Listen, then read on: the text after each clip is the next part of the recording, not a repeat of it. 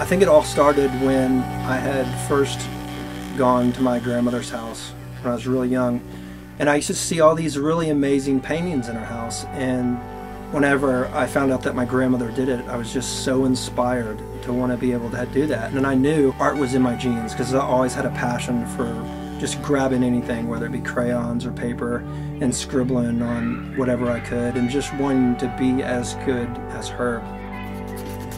As I grew up, I pursued a music career. First was a drummer for about 6 years, played in a band, and then got into electronic dance music and met up with an old high school buddy of mine, K.N.G of Carbon Community.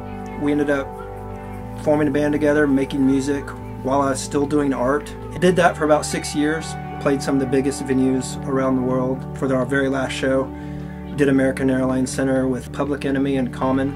And then I knew at that point in my life, I was going to transition back over into really giving 100% to art. I painted on Xbox 360 faceplates, I did canvas work, did a couple toy tinkering before I even really knew about Kid Robot.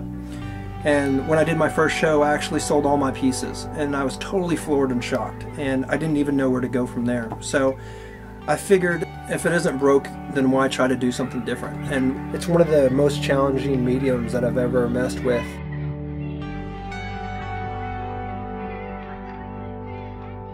My main core belief system is that you are not a product of your past or your circumstances. Like most people that I know, I mean, I grew up without a father.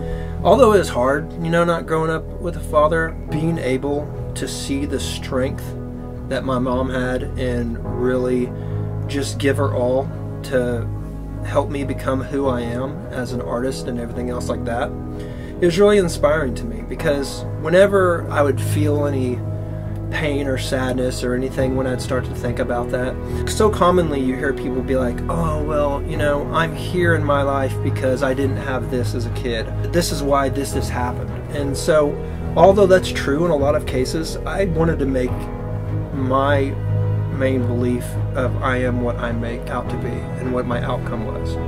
I wanted to always make sure that I was going to give 100%, and that I believed that no matter what my circumstances was, no matter what my past was, no matter what I'd been through, what I'd seen, who I'd met, you know, either accomplishments or detriments, that I would make gold out of that. I'd either turn pains into art, or I'd turn pains into promises. And that's promises to be there for my friends and family, no matter what. Because it's so easy to want to give up. It's so easy to want to, when things get hard and things get difficult, just to bounce, to quit. Whether it be, you know, as a parent or as an artist. There's amazing power that the word believe has behind it. You're empowering someone by giving them the strength of your support.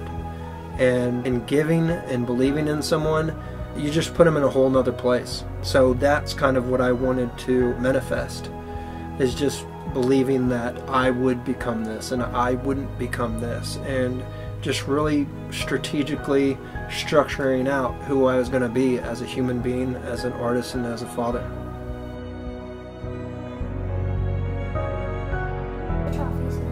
Crazy face? It's gonna have X eyes and it's gonna... Oh, this would be awesome.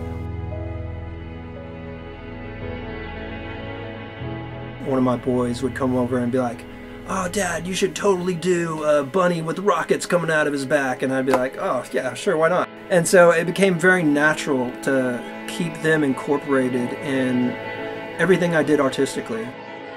One of my biggest inspirations as a kid was going into an arcade and seeing the game Dragon's Lair and seeing this fully animated cartoon brought to life in a video game where you could actually control this cartoon character. Being able to meet them for the first time was just such a pinnacle part of my art career, because they meant so much to me and inspired so much of the art that I do, that it's good to have these pieces here in my game room that my kids could see and actually see the same things that inspired me and I get to grow from.